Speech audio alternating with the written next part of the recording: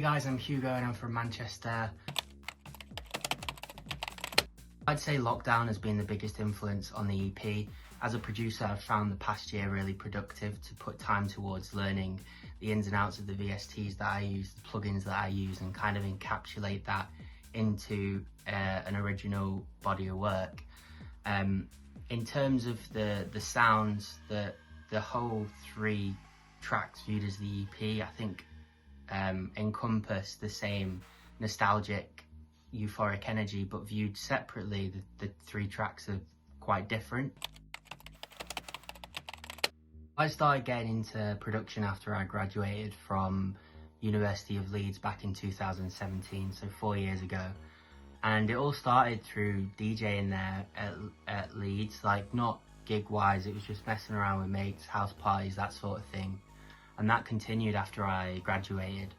And it just got to the point where I was curious as to how people were making the music that I was listening to at the time. So it was producers like More Grab, DJ Boring, Ross and Friends.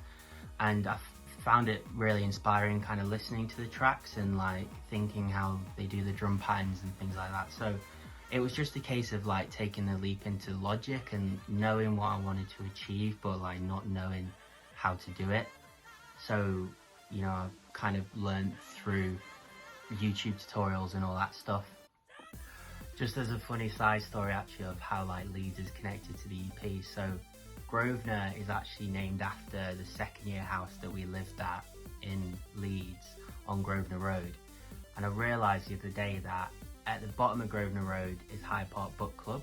Next to that is a fancy dress shop where we saw Patrick perform on his Otley Run like promo thing for Mint Festival, where he was doing a DJ set in weird locations on Otley Road. It was like Sky Rack pub, like charity shop, barbers, and we joined it at the Hyde Park Book Club fancy dress place.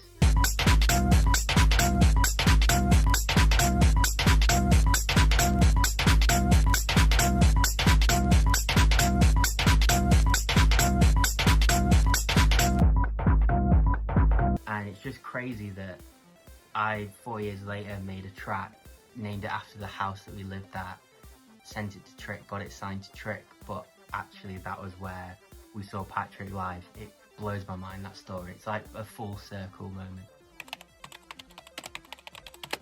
I'd definitely say Steelyard, Creamfields, the production, lighting, sound, scale of it all just blew my mind when I was there.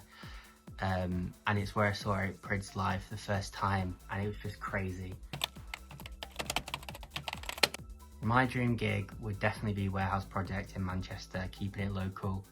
It would honestly be crazy to do a gig there. Definitely a goal of mine. And what would be even more amazing would be like to be involved in a Trick takeover at Warehouse Project. Like that just looked unreal. Whoa, this is a motherfucking baseline. Why do you think it's not?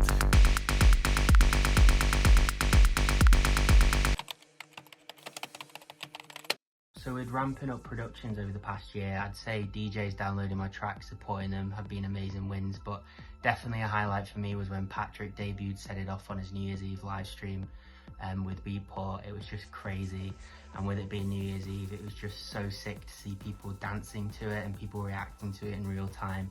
And yeah, emotions were running high at the time. I'd worked so hard towards that happening, and just seeing it pay off in front of your eyes was just unreal. So that was definitely a highlight for me.